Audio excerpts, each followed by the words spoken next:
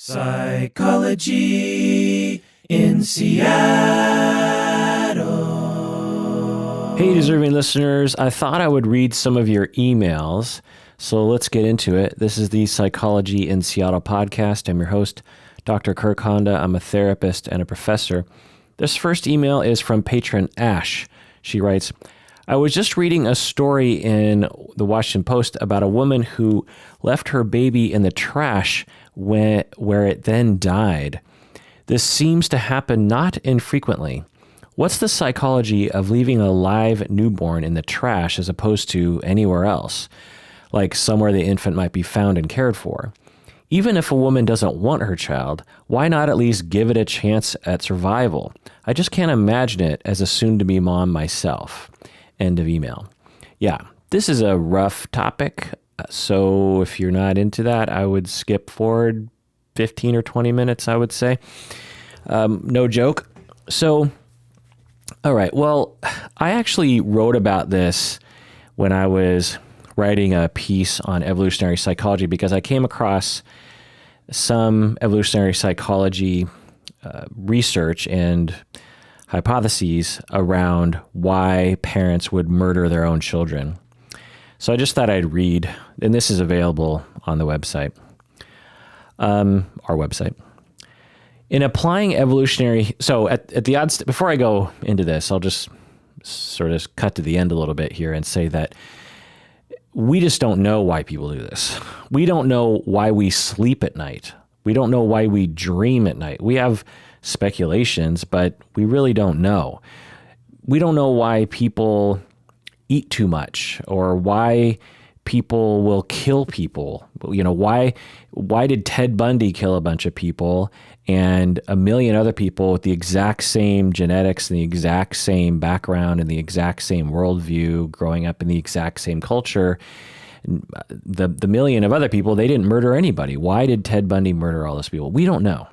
We don't have the ability to know that as of yet.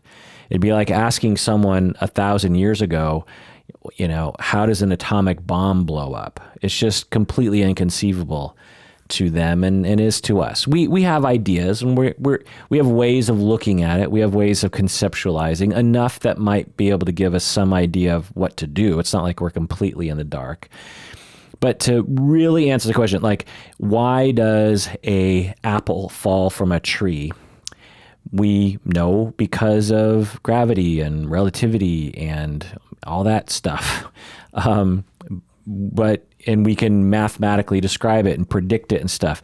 When it comes to parents killing their children, we can't predict it. We can't say, okay, with these factors, then the parent is going to kill their child. We might be able to say it raises the risk, but our ability at predicting this sort of thing is extremely just not there. I was going to say limited, but it doesn't even exist. So again, there are probably some factors that we might be able to point to, but anyway.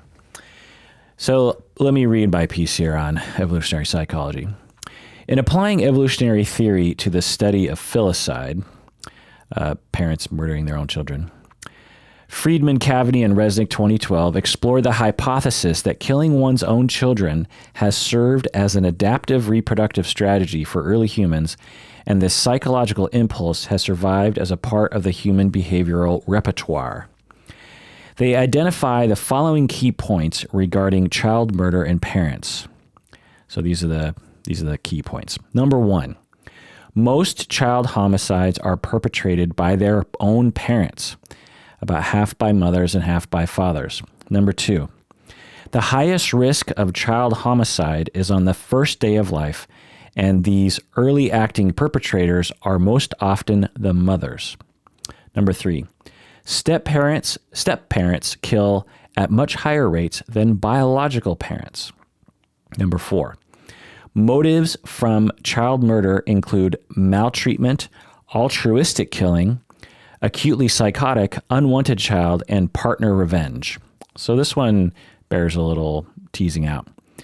So when they actually look into why parents would kill their kids, either by just asking them or surmising, they determine that there are a number of different motives that will motivate a parent. The first one that they said is maltreatment. So the parent is just not treating the child very well. The second one is altruistic killing. So I imagine what this one means is that the parents think, well, it's better that they die now because they're going to suffer or something like that for some reason. The third one here is acutely psychotic. So the parent is delusional and might believe that the newborn is the devil or something. And then an unwanted child. So some parents will say, well, yeah, the reason why I killed my child is because I didn't want it. And then the last one here is partner revenge. So this is when someone wants to get back at somebody. So a mother or father will kill their own kids as a way of hurting the other parent, right? So moving on with our list here. Number 5, 24 nations, including the UK and Australia, have decreased penalties for mothers who kill their child within the first year of life. So isn't that interesting? Many nations have decreased penalties for mothers who kill their child within the first year of life. That's interesting, right? So what these researchers are trying to point out is that as a society, we recognize that it's a little less egregious or something because it's understandable under some circumstances. I don't believe that to be true at all, but I think that's what they're saying. Number 6, the U.S. rate of infanticide is 8 per 100,000, while in Canada the rate is only 3 per 100,000. So apparently, according to research, the United States has a much higher rate of parents killing their own kids, which is interesting and awful. But when you look at it, 8 per 100,000. So that is an extremely low rate. That is a 0.008% rate, meaning that for each, essentially for each 10,000 parents, you have one parent who kills their kid. Actually, when I word it that way, that sounds pretty bad when you think about all the parents out there. 10,000 sets of parents, I should say.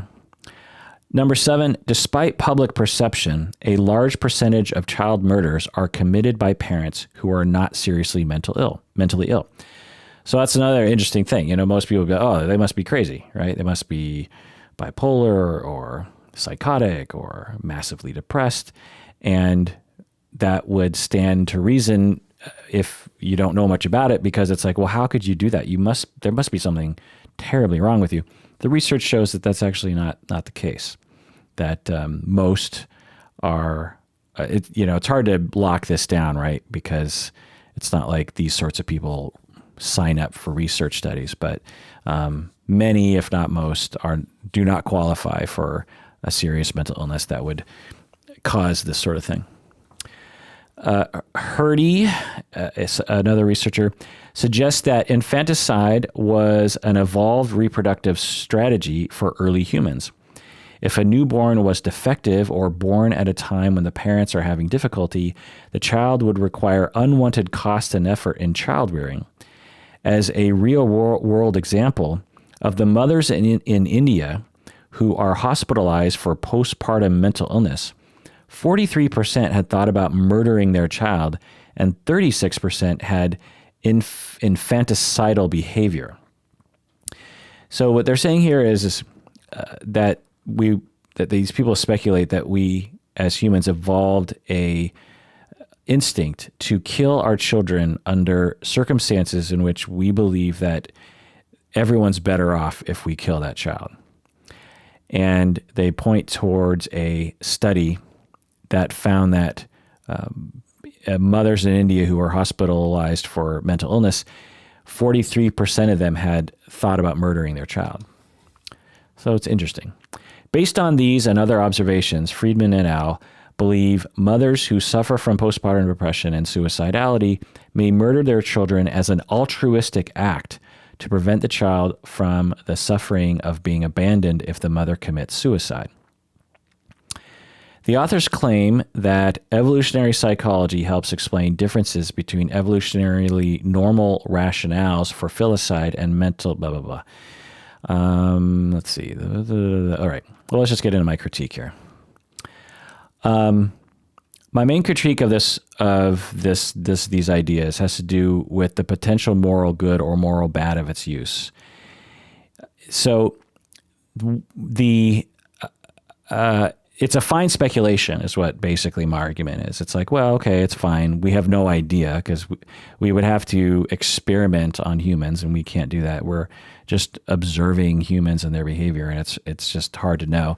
And, actually the statistic that, the United States has a pretty high rate of people killing their kids compared to other countries, even third world countries, sort of refutes that speculation, because the United States is the richest, most, wealthy, most well-off country that's ever existed. Now, of course, we have an income disparity, but for sure. But compared to other countries, our poorest person is a rich person. Well, I mean, that's a bit of an exaggeration. Compared to other countries, our poorest person is like a middle of the road person. And that's no joke. And I could be even being conservative with that. And yet we still have extremely high rates of this sort of thing. And so the evolutionary, if this evolutionary instinct were such a strong factor in parents killing their kids, then we would see these struggling societies, we would see a much higher rate especially than the United States, and yet we don't. So it's just hard to say. But anyway, my main critique of these speculations is, what are these people using these arguments for? Because again, if people are just making the speculation, okay, fine, no big deal. But a lot of times these, so here I go into, the author's choice of words raises questions. When Friedman et al. 2012 claimed that evolutionary psychology helps explain differences between evolutionarily normal rationales for filicide and mental abnormal filicides, are they claiming that there are only two causes for filicides, evolutionarily normal and mentally abnormal filicides? So in other words, from the article, what it appears is that they are writing this article and gathering so-called data to support it in order to defend mothers who have killed their child, in an effort to say that the mother had no choice because there was an instinct that they evolved. So this is something that actually happens in forensic psychology, and something that actually is used in courts of law, where a defense lawyer, so you have a mom who killed her kid, and they go to their lawyer, and the lawyer starts looking for anything to defend the mother.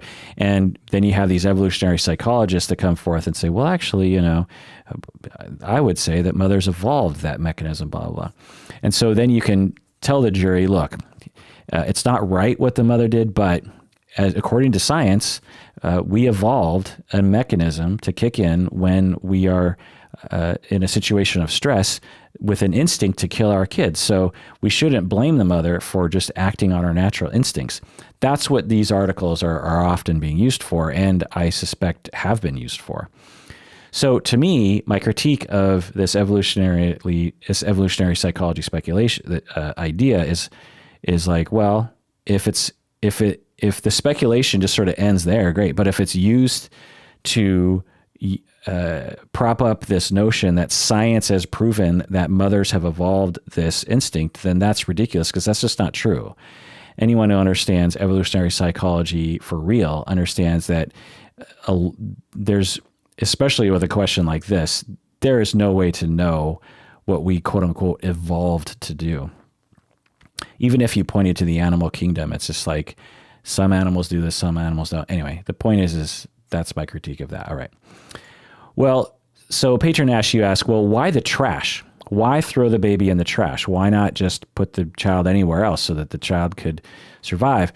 Because this, report in the Washington Post was that the mother put the baby in the trash and then the baby died. It's like, why didn't she just put the baby, at a train station or, in the cereal aisle of the grocery store or something? Someone would have done something. The answer to that is, I don't know. Maybe because they think it's hiding the evidence, because they don't want to get in trouble, because they have some sort of irrationality around getting in trouble for it. Maybe they think the baby is literally trash. They're just like, well, I don't want it. No one wants it, so I'm just going to throw it away. The other thing is you can't. I can't imagine that the mothers in these states are rational actors. If they were rational, they would give the child to an adoption agency, right? Or they'd find someone who knew someone to give to the baby. That's the rational thing, but they're not rational in the moment, and they're probably quite desperate, in my opinion. So let's look at, why do mothers kill their unborns? Again, we just don't know. But some other research that we can highlight here is that they're usually young mothers, and they're often teenagers. So that's something to think about. They're usually unmarried, and the pregnancy is usually unwanted. And the mothers will often try to hide the pregnancy effectively or ineffectively. So this is a particular sort of mother, right? This is a mother who is young, who is like, I'm having a child out of wedlock. I don't want this child. I don't know what to do. I'm going to try to hide it, and so they're probably ashamed of it in some level. Who knows? This isn't just your run-of-the-mill mother. This is a very specific kind of situation. And so to me, the following is the best conceptualization I can come up with based on the data and what I can imagine is true. But again, there's no way to demonstrate this because it'd be impossible to test. But the best conceptualization I have is that the mother is not well. I would suspect that the mother suffers from some sort of trauma, some sort of attachment problem. The mother might even be addicted. The mother might even be using at the time. The mother might have some sort of peripartum mental illness. Postpartum depression is no joke. And you can start postpartum depression before the birth, so you can have peripartum depression. Anxiety, postpartum, peripartum OCD is no joke, and can be just awful. These are intense, horrific things that happen to mothers. Mothers go through a lot, and there's all these other risks that pop up during pregnancy and after pregnancy. So I suspect that for most of these mothers, they're not doing well. As I said earlier, many of them don't qualify for a diagnosis, but I don't know if that included, in the research, trauma reactions and attachment problems and chaos issues and that kind of thing, because mainly what they're looking at is like psychosis and bipolar and stuff. So I would suspect that most of the mothers are not doing great. I would also suspect that most of the mothers lack support. I have a hard time believing that if a young mother, 20 years old, was loved and felt supported and accepted and safe enough to have this pregnancy, I have a hard time believing that that mother would try to hide the pregnancy and then try to kill their own child to get out of a sticky situation. So I suspect most of these mothers lack support for one reason or another. The other factor is that young mothers, young people, they haven't really developed into a mature adult yet. I've talked about this in other episodes, but our society, we tend to look at like, well, you're 18, you're an adult. You can smoke cigarettes, you can die at war, you can rent a car, you can buy your own place, you're an adult. But we know through research and also just by observing humans that young adults are not mature. When I look at my own life, I would say that I'm still maturing. And at the age of 22, I was definitely not mature. I had matured to a 22-year-old level, but the thoughts that ran through my head and most notably to this discussion, my morality was not mature yet. I did things in my early 20s at a time when I was considered to be completely mature and of age and an adult. I did things during that time that I am horrified by, mortified by is a better word for it. decisions that I made that were immoral and wrong. And at the time, didn't feel immoral or wrong, or at least not enough anyway. And, and like an example, it would be vandalism, just for fun. And now I'd just be like, oh, think about the person who has to clean that up. Like, that is no good. But at the time, same person, me, same background, and up until that point anyway, and, felt normal. Now, you couldn't pay me enough to do some of that stuff. So when you're a 22-year-old mother, it doesn't suddenly mean that you now have the maturity and morals of a 45-year-old. And you might do things that are extremely self-centered and self-destructive, including resorting to throwing your baby in the trash when you think that it's inconvenient, which leads me to the next conceptualization is that, so the mother isn't doing well, I imagine. The mother lacks support, and the mother has not developed adult morals yet. And the mother also considers the child to be extremely inconvenient for one reason or another. And the mother is looking for some quick way to end the problem. And that's all that they're thinking about. Also, which seems pretty obvious, the mother must have never saw the child as a real human being. Every mother, and I guess every parent will attest to this, that there's this transition, like for most people anyway, like you figure out that you're pregnant and you're like, oh, I have a human growing inside of me. Well, it's sort of a surreal thing for many people. It's like, well, I know intellectually I have a human growing inside of me, but I don't really feel like it's real yet. And you'll find people well into their third trimester, and they still kind of feel that way. It's just like, well, I still don't really, I know conceptually there's this, and I feel the baby moving around in there, but it just doesn't feel real to me. I just can't imagine that there's going to be a baby coming out of me, and then I'm going to be able to hold this other human being, and that human being is going to grow up and go to college and, use Snapchat and all that kind of stuff. It feels weird. And so if you are resistant to the notion that you're pregnant to begin with, you might actually resist any movement towards accepting that this is a human being. And then when the child is born, you just consider it just like I don't know, for lack of a better term, like a hangnail or something. You're just like, oh, this is a part of me that I put in the trash. Again, this is not normal behavior. It's pretty rare that it happens. And when you combine that dehumanization to the mother really suffering, because again, I'm guessing the mother is quite suffering just without being pregnant through trauma or something else. The mother lacks support, is completely alone, is probably quite hopeless about a lot of things.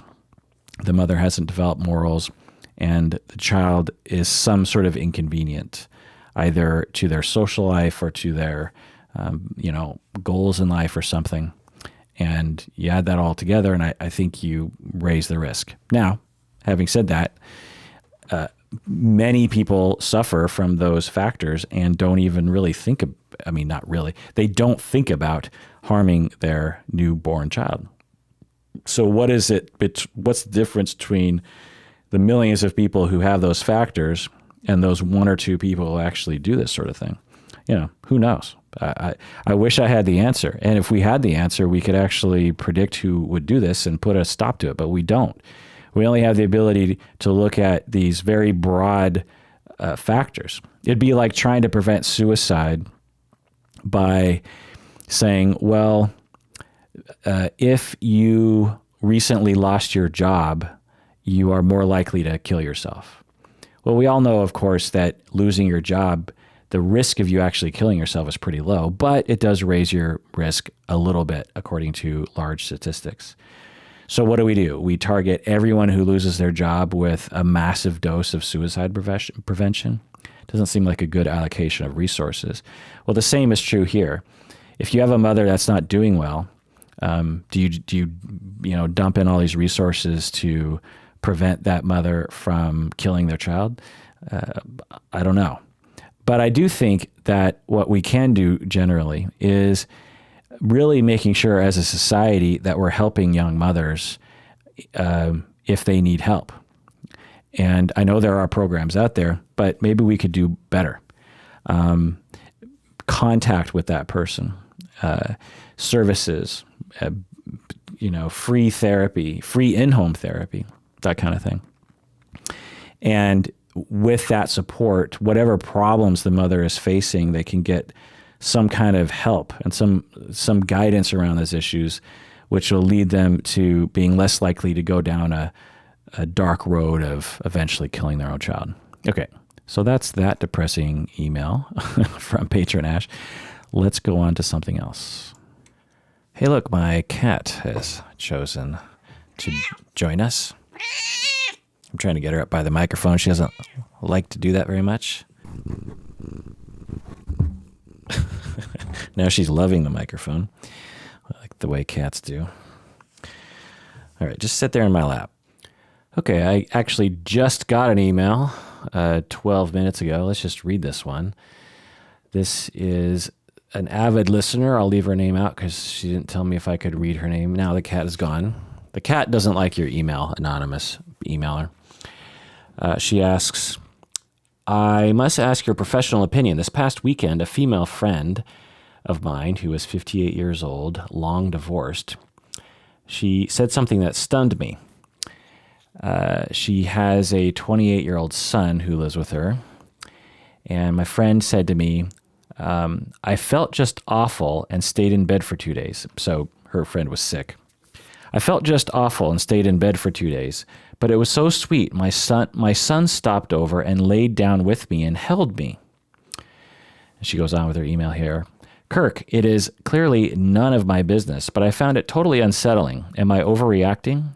I grew up with 6 brothers and 2 sisters. I can't imagine one of my brothers at the age of 28 cuddling up to my mother in bed. It is not as though I can tell this woman that this is creepy, because that's not my place to tell her the limits of family closeness. But I'm still creeped out, blah, blah, blah. Let's see. Oh, I am still creeped out when my 44-year-old son-in-law father greets him with a kiss on the lips. And I don't believe I'm prudish. I'm actually an affectionate person. Would love to hear your thoughts on the subject. Could this be an episode in the making? Well, I'll answer it here because I'm Marie Kondoing all of my emails so that I can wipe the slate clean and move on with my spring. No, it's not creepy based on your description. And I actually find our society, or whatever society you're living in, to be quite shaming of this sort of thing. I mean, it could be creepy, but we have to define what creepy means. Are you saying creepy like I'm uncomfortable with this? Because if that's your definition of creepy, then yeah, it's creepy to you. It's not creepy to me. But what do we mean by creepy? I think we need to be very clear what we mean by that, because we're not 13-year-olds going, ew, that's creepy. We're adults and we're trying to evaluate the moral good or the advisability of a particular behavior, okay? So by creepy, I assume, which I have no idea for sure, but based on the context of your email, I assume what you're saying is this feels incestuous. This feels as though the son and the 28-year-old son and the 58-year-old mother are engaging in behavior that is sexual in nature. You don't say that out, overtly, but that's basically what I think you're saying. And just because a mother cuddles with her son, who's an adult, that doesn't make it sexual. We tend to make that sexual, which is really destructive to our needs as humans. So there's that. If we were to make it a daughter, what if it was a 28-year-old daughter who held her mother when she was sick? Is that creepy, or is that less creepy to you? Why do boys and men not get to cuddle with their mother? You also say that your 40-year-old son-in-law's father greets him with a kiss on the lips.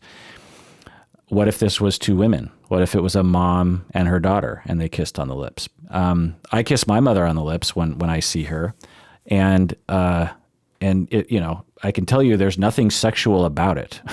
And people who read sex into such things, I have to say, it's like, wow, does everything mean sex to you? Because when I greet my mom and she kisses me on the lips, it has absolutely zero to do with sexuality, I'm here to tell you. It has to do with my love between my mom and me. And people kiss, hug, hold hands, muss up each other's hair, shake hands, slap on the back. It's all regular, normal human activity and should not be shamed. So the answer to your question is, I'm fine with it. And to you, it's creepy because to you, it's not normal, which is fine. You can have your own personal preferences, however you want to have them, but to impose that on other people. Now, if there were other kinds of things happening, like clear signs of incestuous behavior and invasion of the child's or the mother's space by either party, which can happen, by the way, then by all means, let's talk about that. But based on your description, I see nothing wrong with that. Again, imagine if you had a 28-year-old woman she said, but it was so sweet. My husband stopped over and laid down with me and held me. So it's just holding somebody. It's not. What if a mother held her 10-year-old daughter when she was sick? Is that creepy? I don't think anyone would think that's creepy. Why is it creepy when an adult child holds their sick parent? I just don't see anything creepy about that at all. In fact, I probably think it's a wonderful thing. Now, I have no idea about their relationship. Maybe their relationship is super weird. I don't know. But I tend to think that physical affection is a great thing. And our American or whatever society that you said good day at the beginning. So maybe you're in Australia. I'm not sure. Anyway, so let's go on to another email. I don't want to make you feel bad, anonymous patron. You're probably just shooting this email off to me rather quickly without thinking about it. And, you haven't done anything bad. You're just asking a question. So there's nothing wrong with having an emotional reaction and then asking a question. And, but I hope that you hear me when I say that we need to question our notions of discomfort, especially when it comes to sex and physical affection in our societies, because we have a long, rich history of shaming good behavior. And when we do that, a lot of bad things happen: depression, anxiety, neglect, attachment, insecurity. I would even go so far as to say that young men will, because they were deprived of touch in their life, they resort to sexual aggression and coercion as a way of trying to get their needs met through the only method that they think is available to them. So we need to do what we can as a society to stop that. All right, this next email is from an anonymous patron. She writes, I'm someone who has been diagnosed with major depressive disorder, along with generalized anxiety and PTSD. I'm a white female in my mid-30s, and I've been in therapy pretty consistently since I was about 6 years old. I've been on all types of meds, mainly SSRIs. Several months ago, I began to receive ketamine infusions. The results were almost immediate.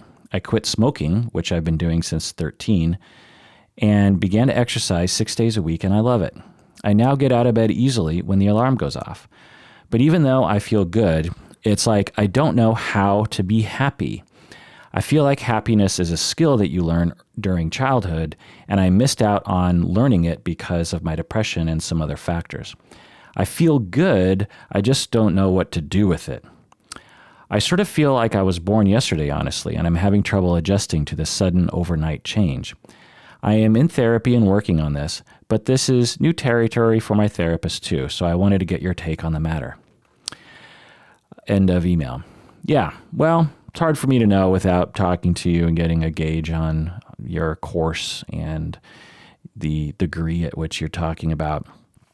But yeah, in general, absolutely, your conceptualization could be correct that it might be habit. Well, before going into that, I just want to highlight, some of you have been emailing me asking me to talk about ketamine. As I think most of you know, I'm not a prescriber. I'm not a medical professional, so I can't really speak with much authority, but I can talk about ketamine. There's some interesting research on it. In the past, I can't remember. Sometimes it's referred to as like a horse tranquilizer. I think, at least rumored, that they would use higher dosage to actually tranquilize large animals. And it was abused. Special K, I believe it was called. But yeah, I've worked with people who are taking it, and it can have some really interesting results. I've seen the results not last, so I hope for you, anonymous patron, that the results do last for you. But I had a patient who suffered from what was seemingly a very rapid cycling bipolar, and would have these extreme bursts of extreme mood-related behavior and attitudes, and then it would just completely go away, within hours. But on ketamine, he exhibited much less. I think it actually completely took it away for a while. But then as time went on, the ketamine didn't really work anymore. So, it's a psychoactive drug, and it seems to be helping a lot of people. So I hope you get some benefit from it. Along those lines, people are asking me also to talk about psychedelics, mushrooms, psilocybin, LSD, and microdosing as, treating PTSD and whatnot. And maybe I'll do a longer episode about it. Again, I'm not a medical person, so I would be speaking somewhat out of my butt. But the working adjacent to psychiatry, what I can say about that is that absolutely, it doesn't surprise me at all, actually. When you understand the neurological, physiological basis of something like LSD, because it involves serotonin often, it makes total sense that certain dosages or certain mixtures, a certain regimen with certain treatments would absolutely help in reducing or assisting in the reducing of particular mental conditions like PTSD or depression or something.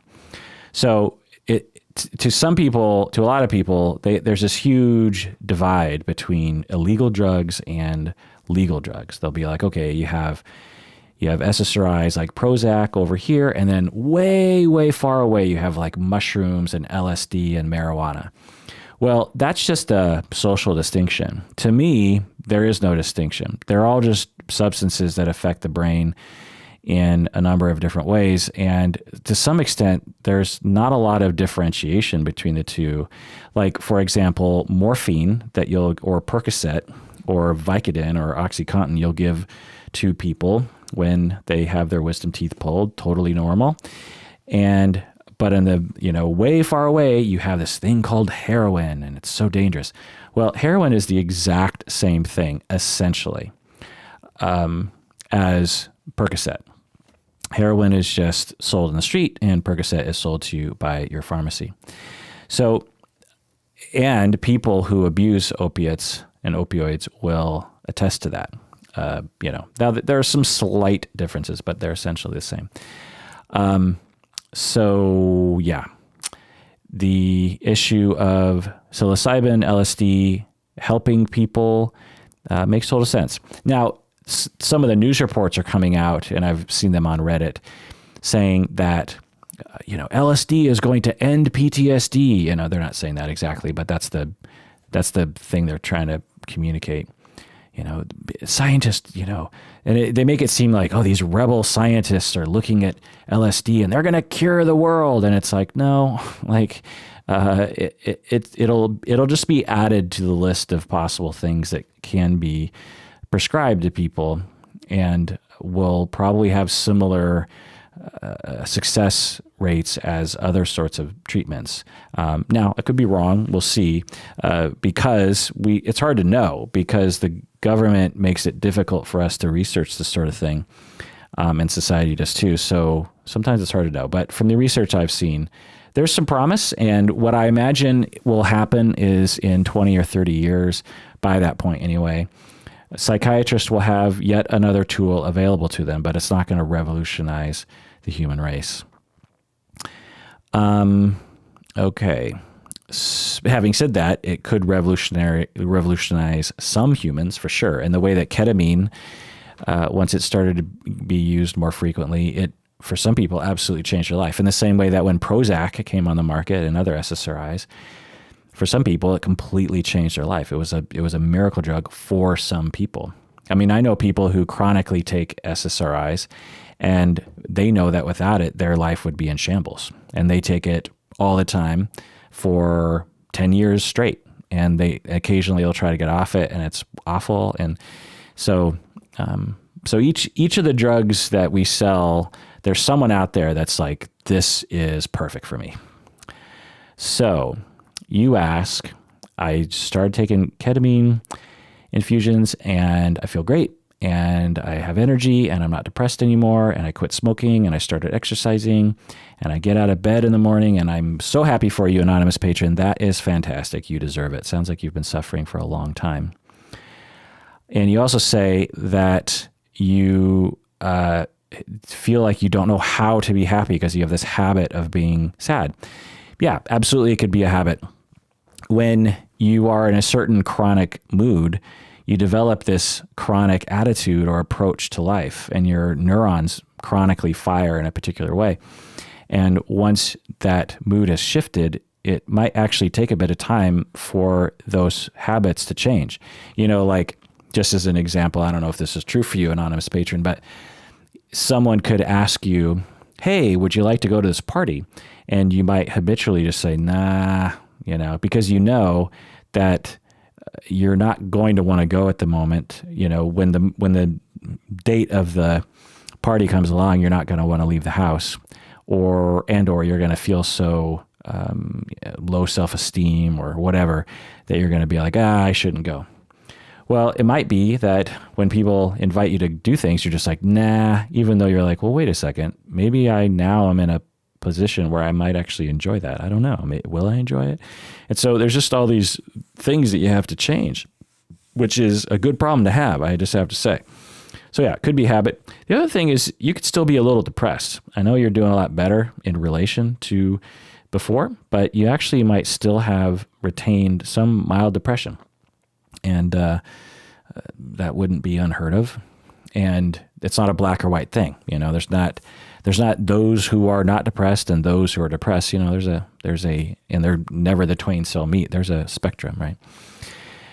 Another thing that I thought of, so this is the most likely thing, honestly, given your description, is you're probably just experiencing the normal balance and mood that all non-depressed people experience.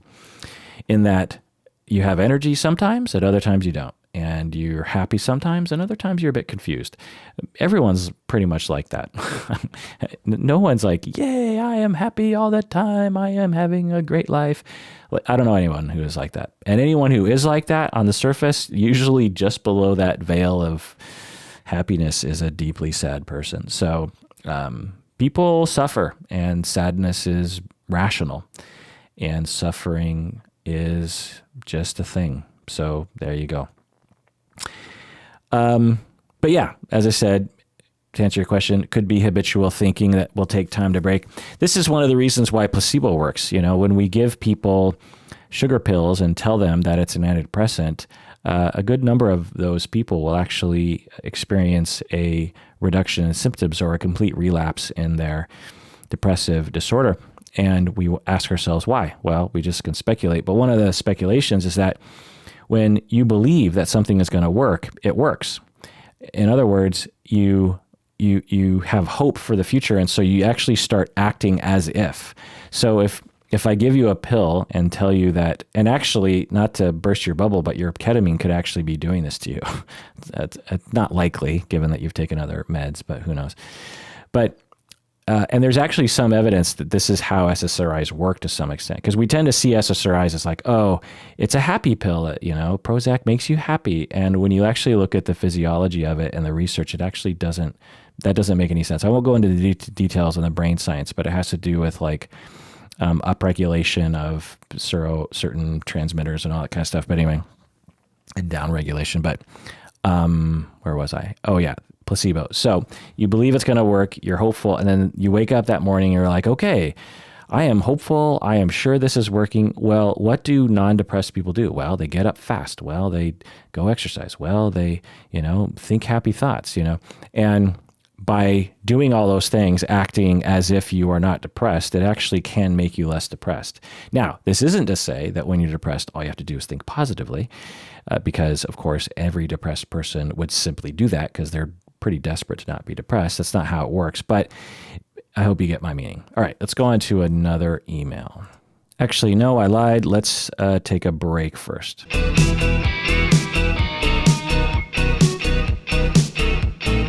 All right, we're back from the break. Since this is just me, I will bother everyone with a bunch of little stuff here. If you don't want to hear it, skip forward a couple of minutes. I don't know. We have on June 1, 2019, a new tier system coming up on Patreon.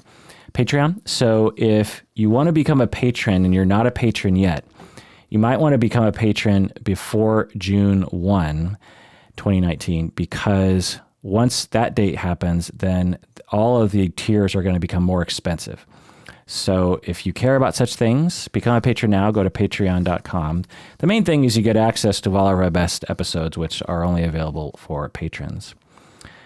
The new tiers are the tiers now are the 5, 20, and 35. With 5, you get stickers, 20, you get mugs and stickers, and 35, you get mug, sticker, and 1 hour of consultation with me. At June 1, we're going to bump everything up. So 5 is going to just be normal, and 10 is going to be stickers, 25 is going to be mugs, and 45 is going to be 1 hour of consultation. Also, email me at contact@psychologyinseattle.com for all of your needs. For people out there, the podcast is becoming more and more popular, and my wife, Stacy, is starting to do more on social media, and we're starting to get a lot of options on how to contact me. And people will message, the Psychology in Seattle Facebook page as if like that's me or something, and it's not. I don't really check that. So there are really only 2 ways I want you to email me. I want you to email me at contact@psychologyinseattle.com. That's just me direct. The other way is to go to the website and fill out the contact us form, because actually that's a great way that's the best way, honestly, because it makes sure that whole form asks you all these questions like, what's your pronoun? How do you want me to refer to you? Is it okay to read this on the podcast? Are you a patron? All that kind of stuff. And so go to the website, use the contact us page. That's the best. Please don't contact me through Twitter or Facebook or even Patreon, honestly. The Patreon message system is really clunky. Real buggy, actually, and takes a long time to load. Sometimes it take like a few minutes to load. It's ridiculous. So don't do that. Contact me either, again, contact us page on our website, psychologyinseattle.com, or just email me at contact@psychologyinseattle.com. I, as you know, respond to your emails all the time. So do that. And actually, at some point, I think I might even just stop responding to other methods, because we're starting a Discord now too. And so there's just too many places. Not because I'm being a stickler, because I just literally don't have the hours of the day to open up all these things and look at them. And some of them I actually have trouble managing. Like on Instagram, sometimes I'm like, wait, how do I respond to this? And can I respond to this? Now, if you want to comment, go for it. You want to do all kinds of stuff, but at some point I might just kind of stop responding to those things. I want people to email me. Plus, I am just a little behind the curtains is, as I am right now, I sit at my desk in my office. I have a nice big desk with a nice mouse and a nice keyboard, a nice humongous screen. And I have my coffee and my water and my phone and my, all my little things. And it is so easy for me to respond to you using my desktop computer, because it's all very comfortable. I have my nice big keyboard and whatnot. To try to type a response on my phone to a Instagram something or other, or a whatever, I get so aggravated. I'm one of those people, I don't use my thumbs. I use one finger when I'm texting people on my phone. It should give you an idea of how old I am. And I mean, I feel like I'm pretty tech savvy. I mean, I am half Asian, for crying out loud, and I do live in Seattle, but I cannot, for some reason, text. You know how normal people, they text with their two thumbs? I can't do that. And don't ask me to, and I'm not going to learn. So stop asking me to. No one's asking you to, Kirk. Shut up. So if you're having trouble with the premium feed, email me because I can help you. A lot of people suffer in silence. They're like, I can't access the premium feed. The other thing is understand that there are 3 ways to access the premium episodes. One is through Patreon, which is mildly convenient for very new episodes.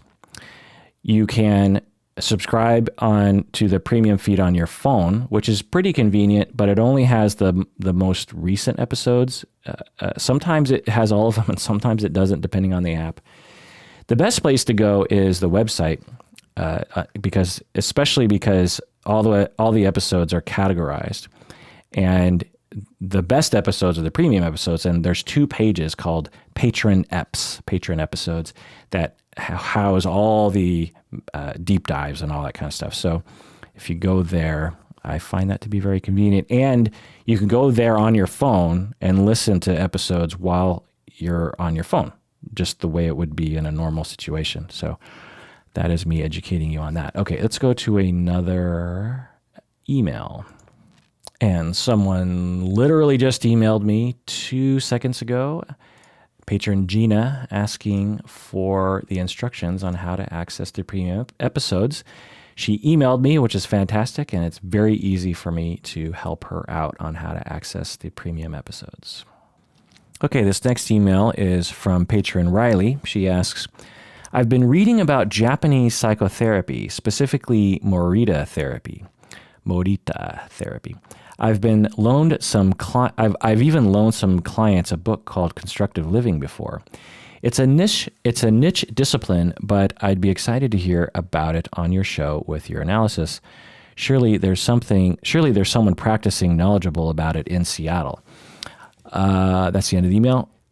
It's interesting. I don't know of anyone in my community who knows a lot about it. I'm guessing there's someone out there in Seattle, but I don't know. As a Japanese person myself, I know a little bit about it just because I've been interested.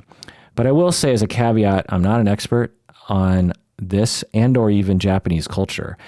I'm 4th generation, meaning that my ancestors came over 120 years ago. And my Japanese dad, for example, is 3rd generation. He doesn't speak Japanese. So I'm pretty Americanized. I definitely have retained some quote unquote Japanese culture. But anyway, so I don't know and I'm not, and I'm answering emails right now. So I feel like I just want to answer it briefly. So I'll say this. I did look into it a long time ago. I can't remember exactly why. And Morita therapy sounds, the little bit I just read, it's similar to another form of therapy that I looked into 20 years ago or something. And essentially the way that it goes is there will be someone who will be suffering from depression or anxiety or something. It's usually not something like PTSD or schizophrenia or something. It's usually something common like depression or anxiety. And they will be having all these symptoms and they'll be suffering and they will be unable to work and this kind of thing. And then they go to this center and it's an inpatient center. And so what they do is they take the person and the patient and they put them in a tatami room, a very traditional Japanese room. And you might have seen it in the movies or something. And the only thing they have in the room is a futon. It's just a bed on the ground, a mattress on the ground. And they give them a broom so they can clean the room if they want to. And they sit in that room for 24/7. And the practitioner, the therapist, will visit with the client for like 5 minutes in the morning. And that's it. And what happens is the person at first kind of they like it. They're like, oh, I can just let go. I don't have to think about anything. I'm shut off from the world. I don't have any responsibilities. I don't have anyone yelling at me. The noise of the city isn't getting to me. I'm here in this peaceful, quiet place, and I just can lay here and just stare at the ceiling and relax.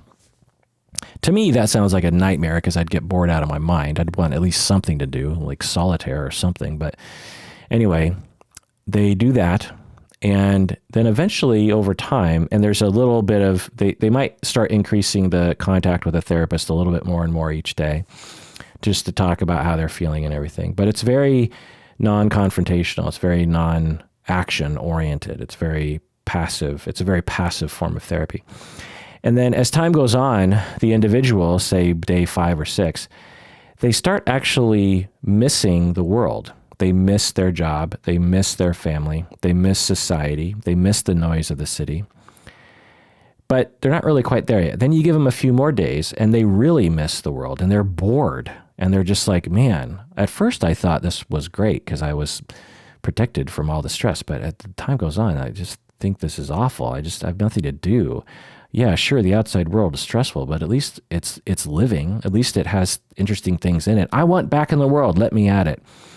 And then the practitioner lets them back into the world, and they have a new perspective and a new energy to approach all of life's difficulties, and their anxiety or depression, or so-called anxiety, so-called depression, is gone. And I remember studying that and thinking like, wow, that is very different than any form of therapy in the United States. We don't even consider such a thing. No one would think about such a thing. It doesn't make any sense, but it is very Japanese in a lot of ways. It's Japanese in that the individual isn't shamed in any way or have to endure some sort of stigma around mental health. They're just on vacation, essentially. Also, it helps people to face sort of the complex society that Japan can often be, in the same way the United States can be very complex. So I think Morita therapy is akin to that.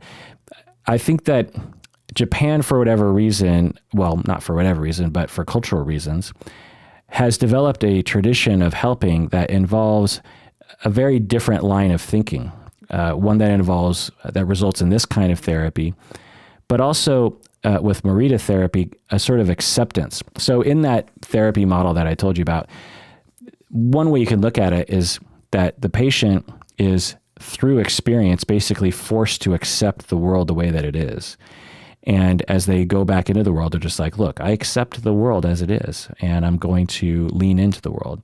And Morita therapy involves that too. It's a matter of not trying to fight against society. You know, you're a stressed out businessman, and you're just like, I have all these deadlines, and everyone's asking me to do all these things, and I don't have enough time. This is bullshit, and I don't feel fulfilled, and I feel scared, and I feel like I don't have motivation, and I procrastinate, and I get upset at my wife sometimes, and I don't know, there's a lot of struggle.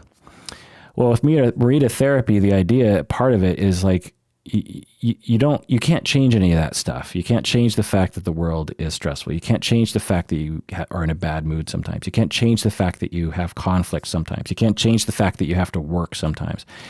What you can change is your attitude towards it and your acceptance of it. And once you stop fighting with that reality and you accept it, then you can begin to actually feel better and actually maybe do something about it. Acceptance commitment therapy has to do with this as well. So that's what I'll say about that. Before I start talking out of my ass, Patron Riley, that's all I have to say about that. So the highlights are, Japan is very interesting, and our American culture is particular to us. And our American notion of mental health and mental illness and how to help people with their mental conditions is particular to us. We think of ourselves as like developing a universal treatment the way that penicillin works all over the world. Doesn't matter what culture you're in, penicillin works, right?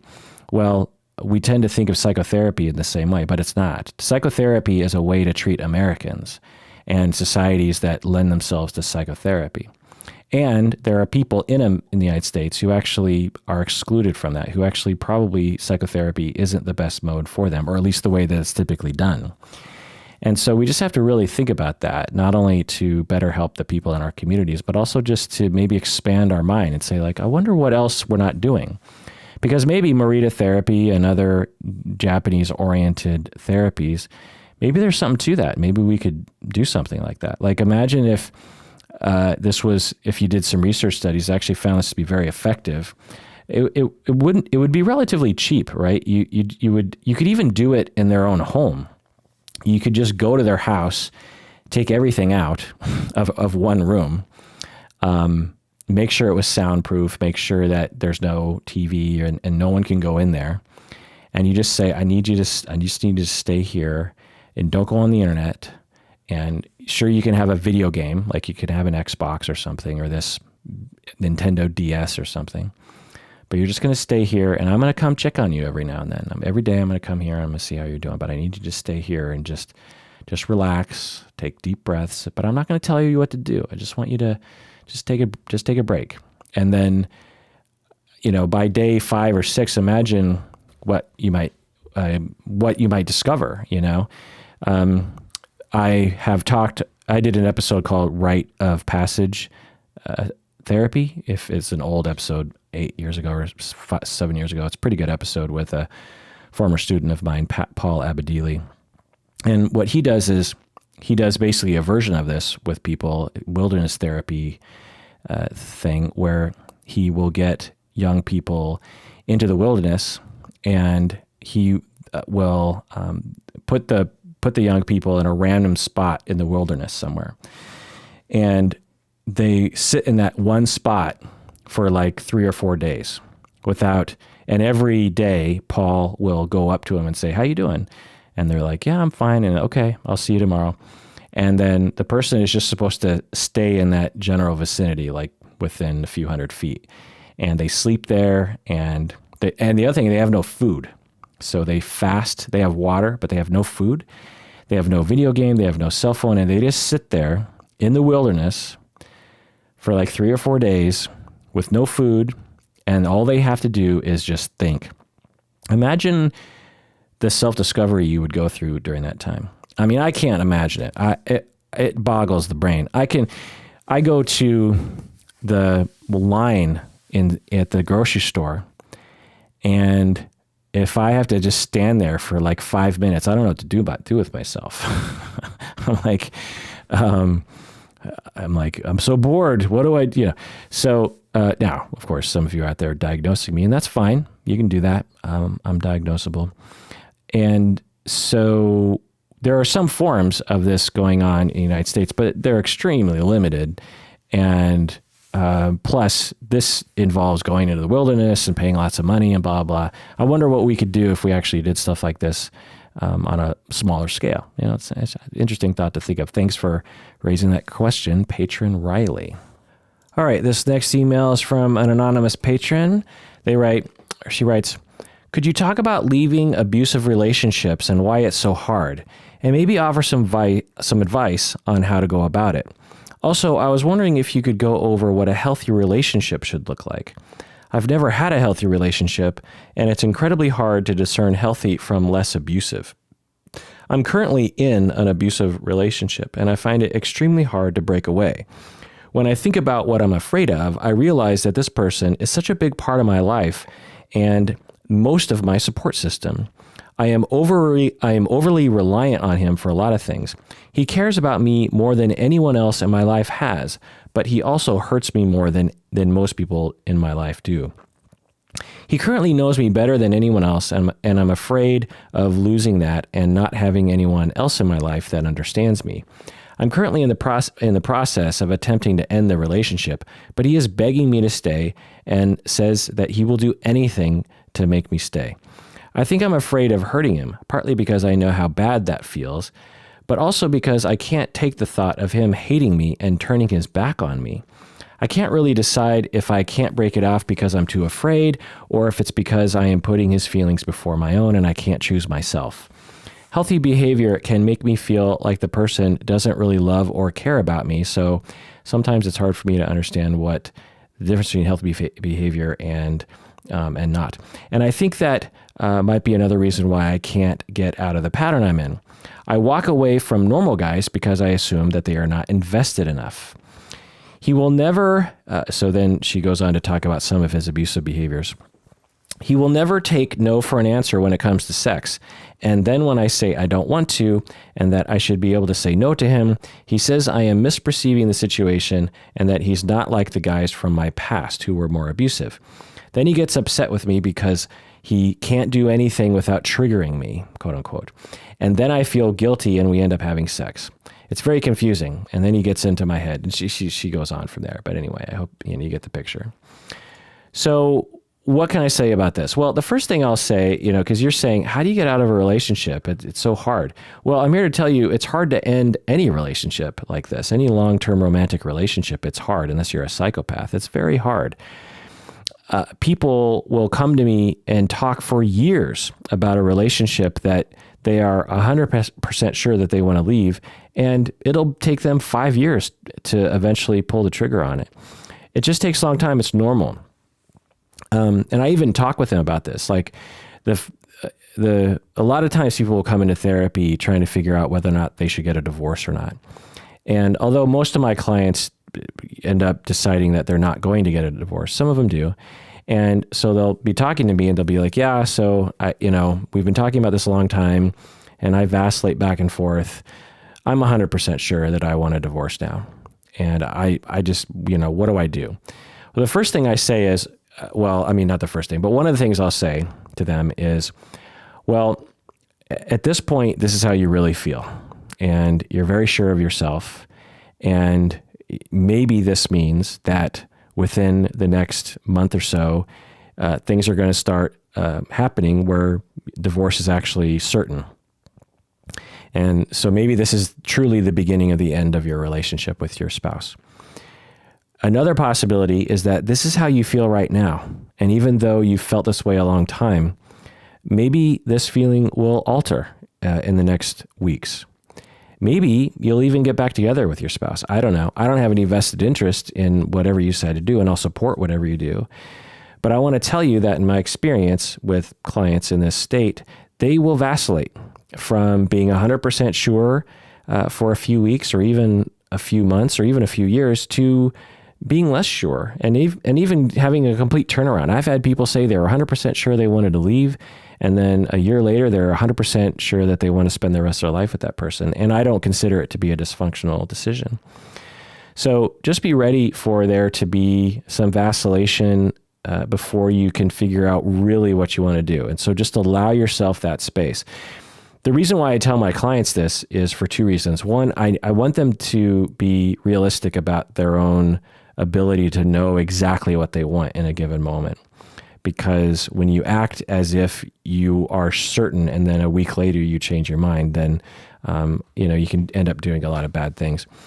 The other thing is I want my client to know that when they change their mind, because they often do, that I'm not going to shame them. If they come into the next session and are like, so how last time I said I was 100% sure I wanted to leave? Well, now I'm not so sure anymore. So I want to tell them, look, if you vacillate, not only will I not shame you, but I'll just be like, yeah, par for the course. That's totally normal.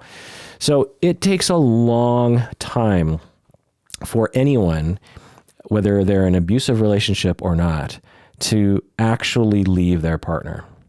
And you named a lot of the reasons why people, regardless of the sort of relationship they're in, you named a lot of the reasons why they don't leave. Because you feel bad. You just feel bad. You feel that you don't want to hurt him.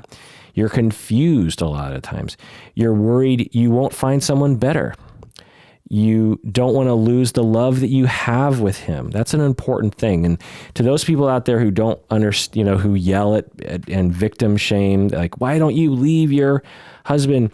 People who yell at Michael Jackson's victims and yell at the mothers of the victims are like, how could you do this? It's like, look, if you're not in that situation, you cannot throw the first stone. You do not know what it's like to be seduced by someone.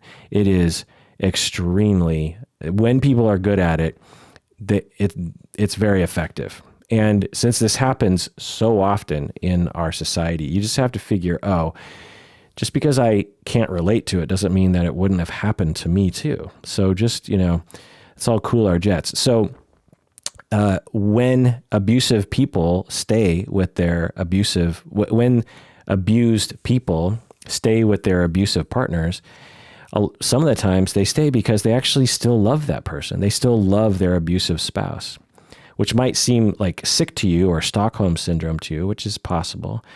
But it's also possible to love someone who is abusive. It absolutely is possible. And so, particularly if you grew up with a lot of abuse in your life, because it's just normalized. But anyway, so you also say you don't want to lose the love and the bond that you have. You're worried that you'll never have another relationship that is this close. And this is all normal. So whether or not you're in a domestic violence or in a partner violence relationship, abusive relationship or not, those are all normal things. But here's the thing. You have a compounding issue that makes it even harder for you to get out. You have self-esteem issues to begin with, and he's eroding your self-esteem by abusing you and getting into your head. You've also been isolated from other people for various reasons. Him is one of the reasons. And so that's a compounding factor that makes it hard for you to leave. And he's also reacting in a scary way. You're not really saying this explicitly, but when abusive people get angry, there's this worry usually that they're going to do something sudden and horrible, either to themselves or to you. And so all that makes it particularly hard for someone in an abusive relationship to leave. And so the answer is not, how do I have the willpower? Because we all know that doesn't make any sense. There's no amount of willpower that will get you out of this. What you need is a system. And by system, I mean a group of people that are with you, human beings. Support people that you can find, friends, family, that kind of thing, and therapists and domestic violence advocates. You need that. People who are leaving, like I said, a non-abusive relationship, they need that too, but you particularly need it. So get yourself into therapy and start talking with a domestic violence advocate. Call 1-800-799-7233. This is the National DV hotline. Again, 1-800-799-7233. Call that number and they can help you anonymously.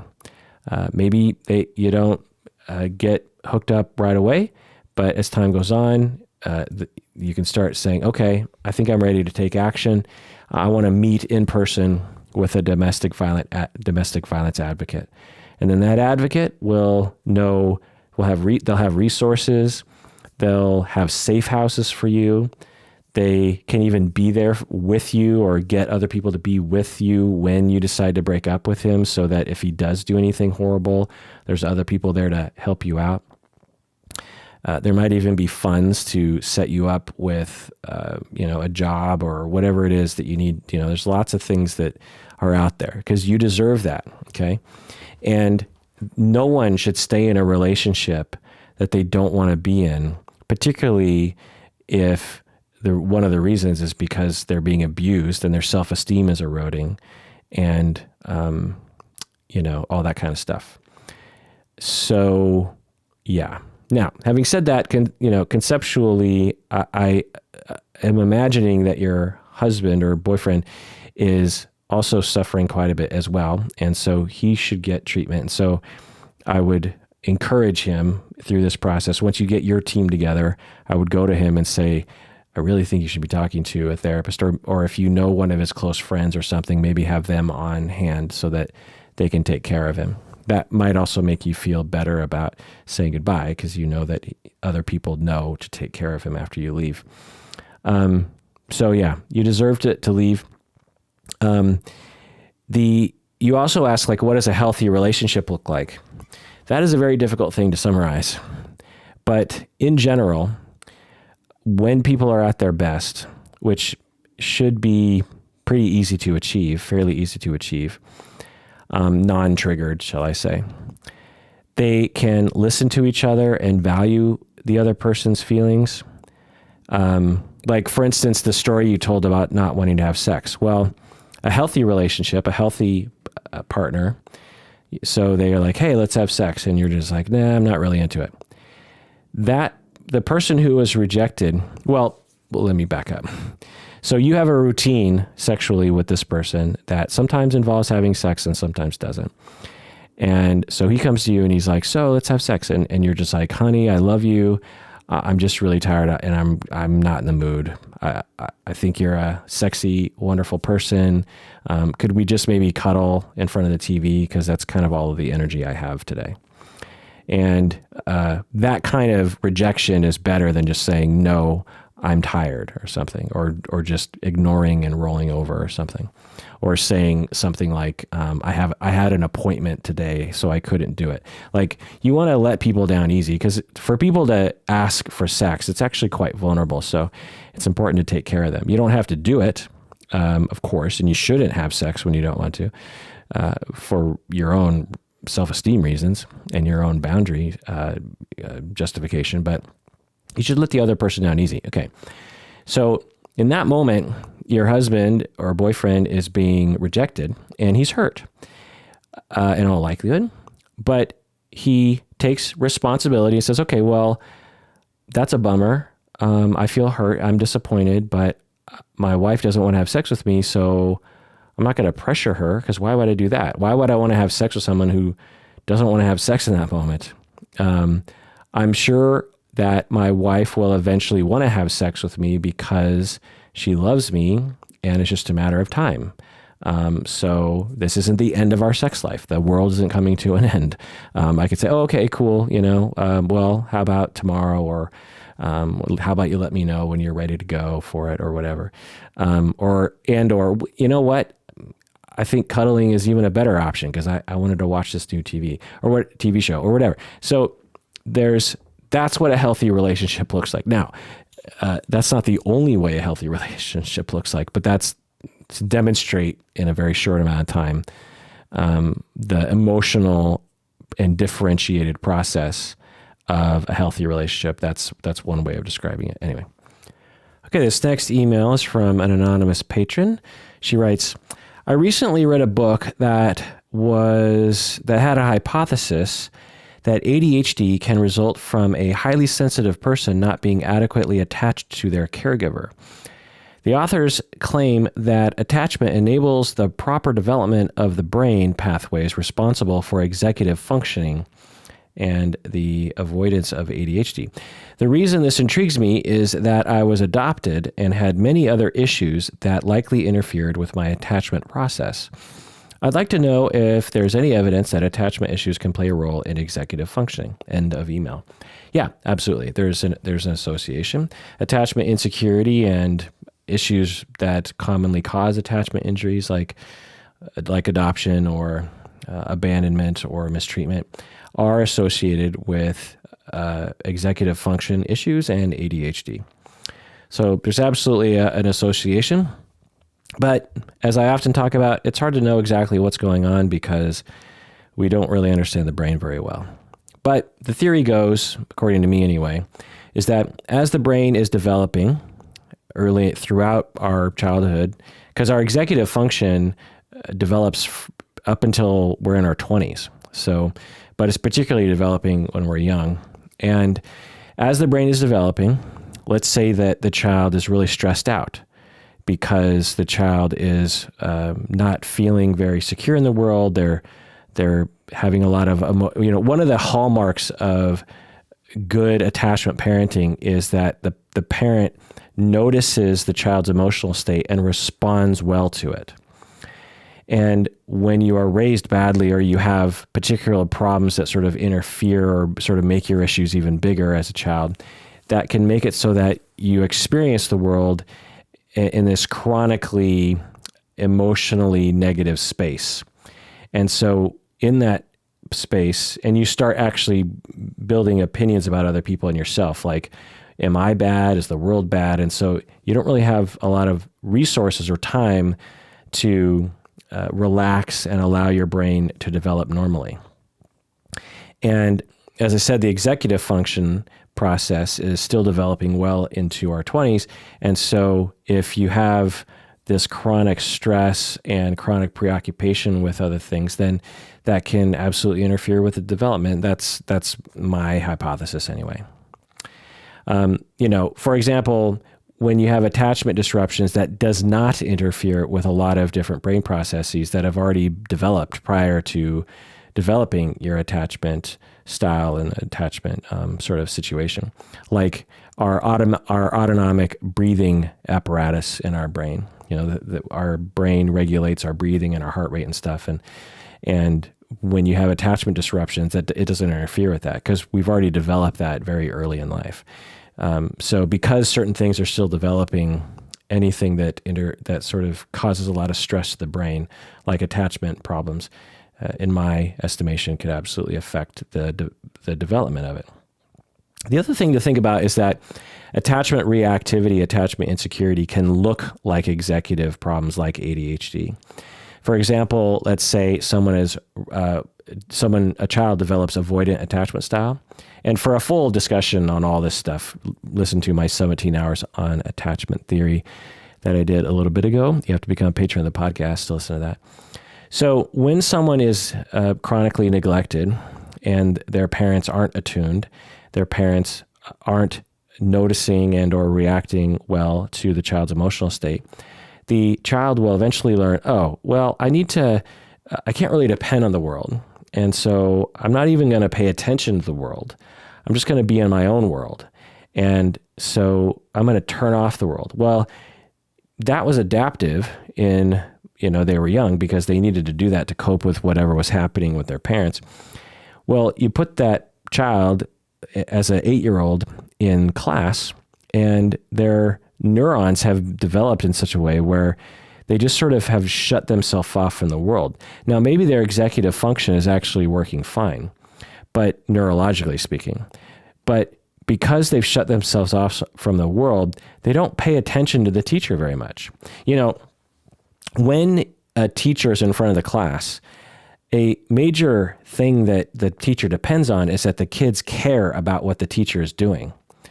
Regular kids and perhaps preoccupied kids are really focused on the teacher. They're really just like, okay, what's the teacher doing? I hope I get the teacher's approval. Does the teacher love me? What's the teacher going to teach me today?